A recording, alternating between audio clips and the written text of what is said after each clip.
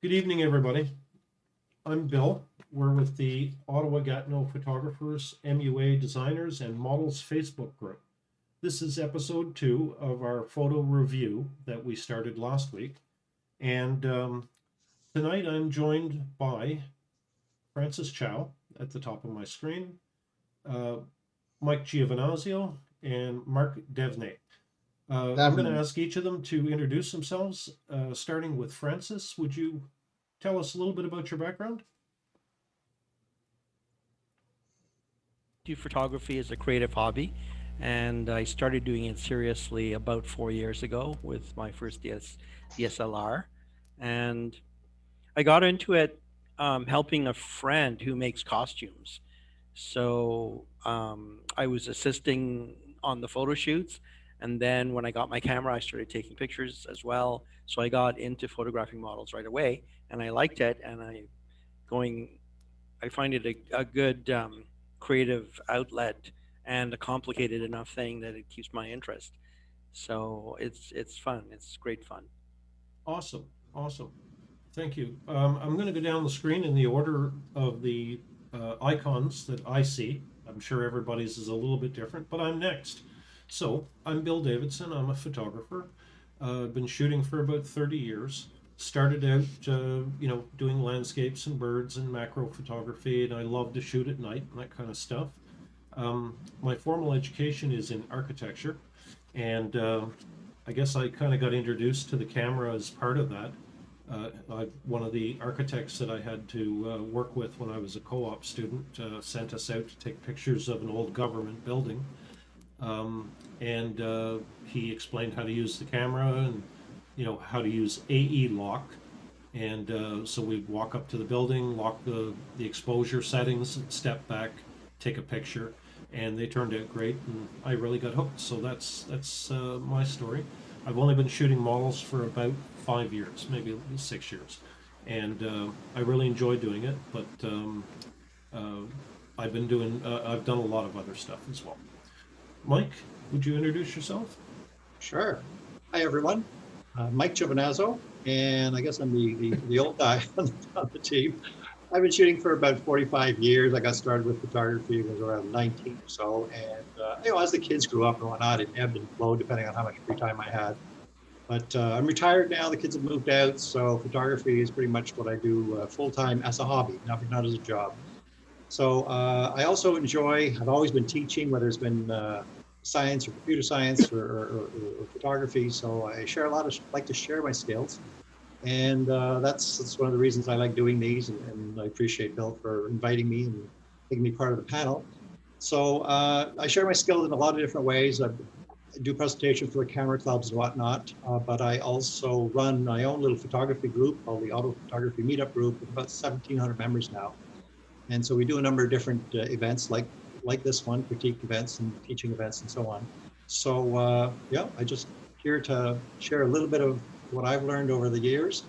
And I've done a bit of everything, the flowers and the landscape and so on and so forth. But these days, photography is a form of networking. I like to meet other photographers. I like to meet models, makeup artists, designers, hairstylists. So it's really become a bit of a network for me. So I just enjoy what I do. That's really amazing, Mike. Your work with the meetup group. How many members did you say? About 1,700 now. That's awesome. Uh, we'll try and leave a link uh, in the description of this video that so people can go and check that out and see what you're doing. Awesome. Awesome. Mark, would you like to tell us about yourself? So I'm Mark Davernath. So I started photography about 11 years ago. Basically, when I was living in Europe, my mom was into photography, so I kind of thought, well, when I started really noticing her pictures when I was in Rome, I thought, hey, I could do that too. So when I was in Paris, I had my little point and shoot camera, and I started from there. And for since 2018, I've been doing mostly just models. And now I'm getting more into designing looks, designing photo shoots, things like that, building, headpieces and stuff like that for more specialized photo shoots. And now I'm getting focusing on magazine shoots now. I've Oh, already got published fantastic. in, yeah, I'm next month is coming up my third publication. So Fantastic. I saw one recently, and you've done awesome work. That's really amazing. Well, thank you all for joining us tonight. And so we're going to change up our format just a little bit to let the audience know what we're doing. Last week, it took us a long time. We had planned on about 30 minutes, and it ran about an hour and a half by the time we were done everything. So we're going to this evening try having one photographer speak to an image, and then we'll ask the panelists to add unique points, the unique point of view for each image, and hopefully it'll streamline the process a little bit, and we'll still get the same value that we got from all of us talking about the image last time. Okay, this image here is it was shot by Anastasia N. Polio, and the model is Nikki Marie. Lovely young lady. Again, I'm going to go in the order of the icons that I've got on my screen. So, Francis, I'd ask you to take this one. Okay.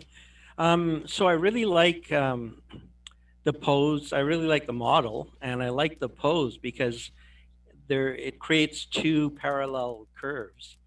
And let me just try this. Yeah, there's a curve coming like this. There's a curve here.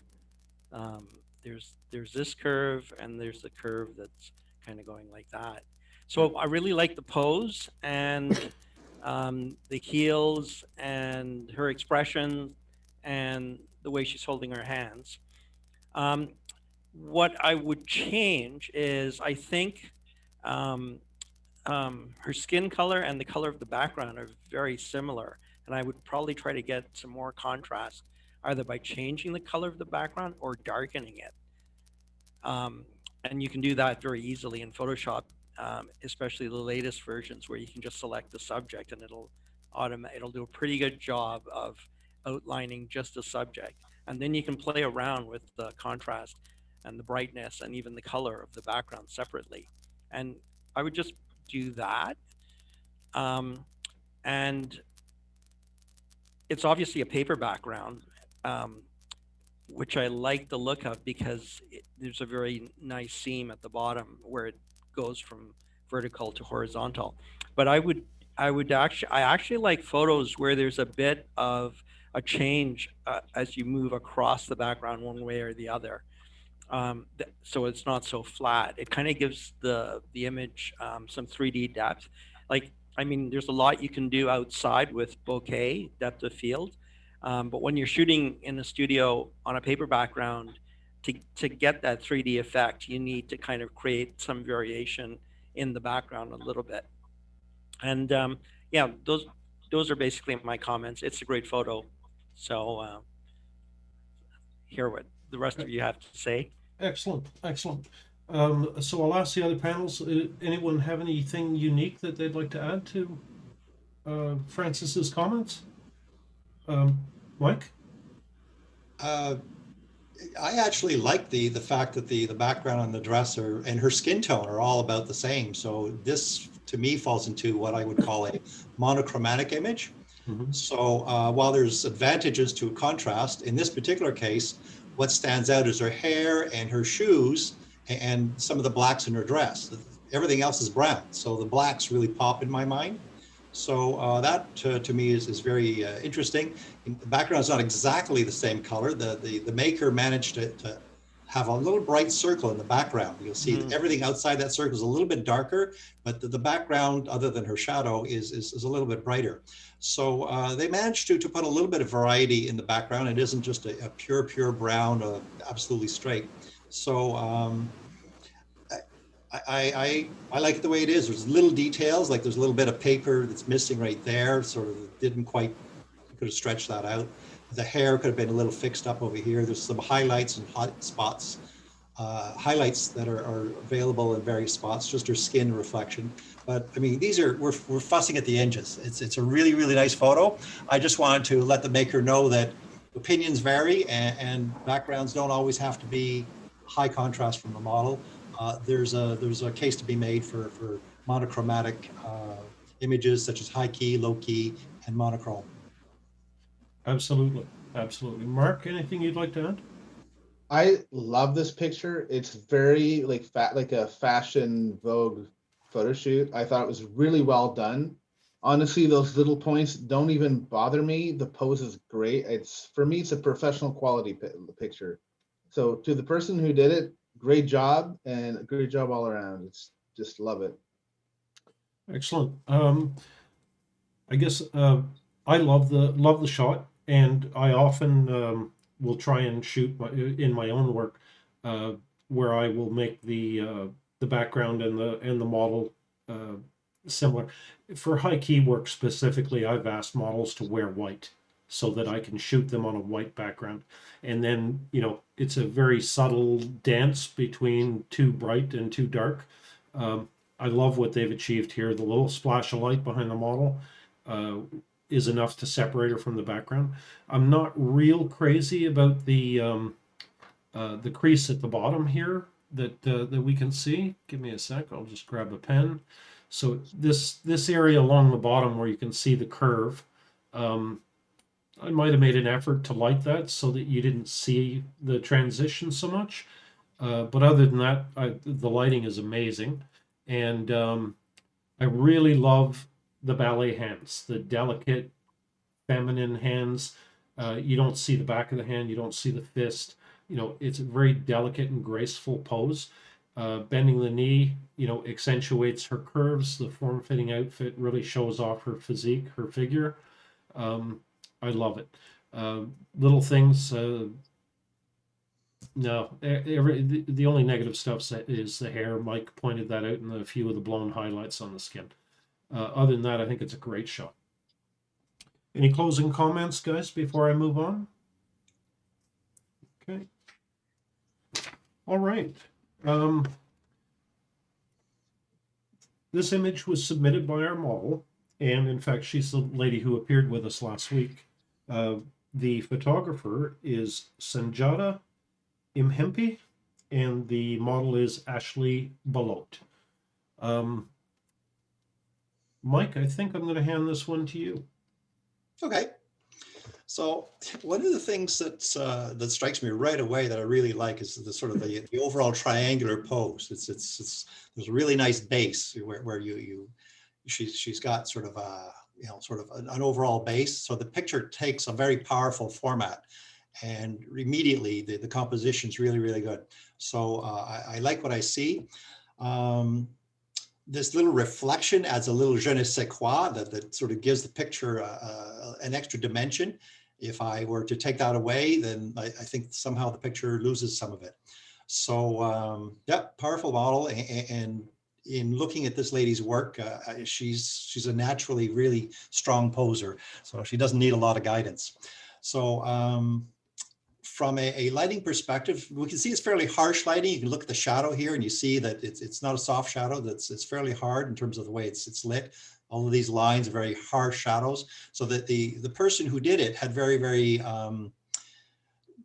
sort of focused lighting. It wasn't like a big, huge softbox, probably a little reflector, a very small softbox, something along those lines.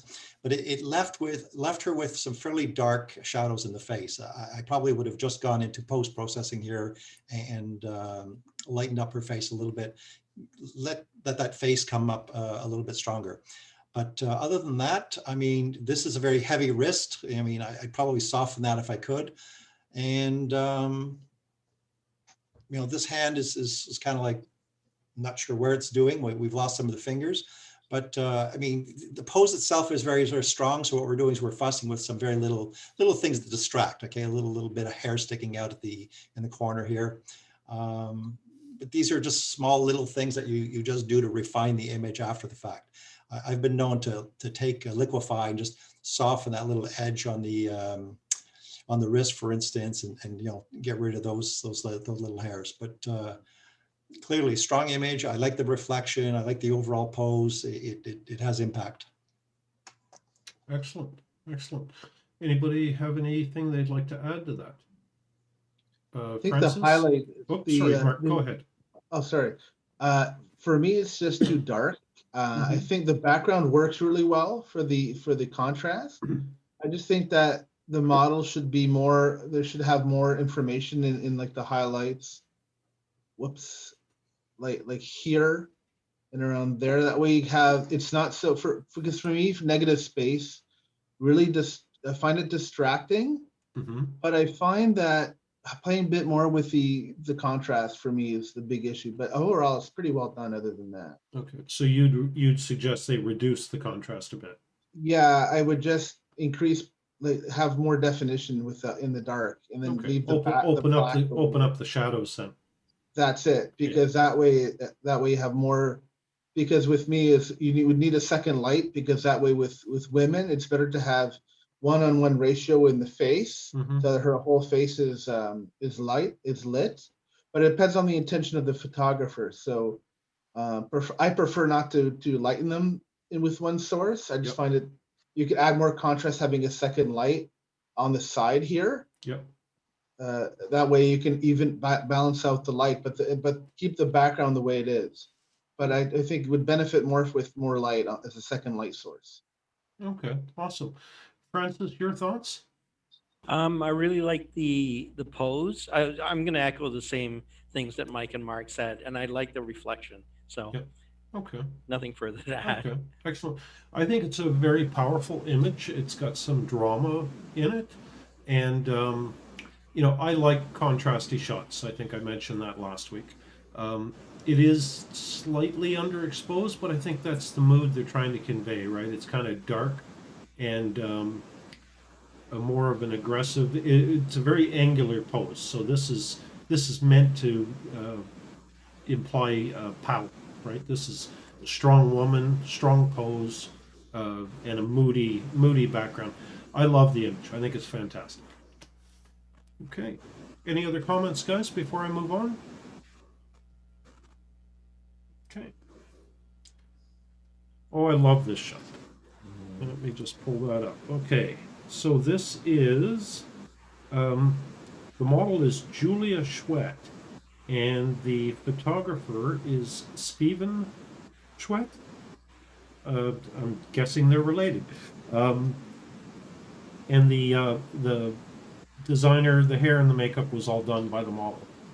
All right, I think, Mark, this one is your turn. What would you like to take point on that?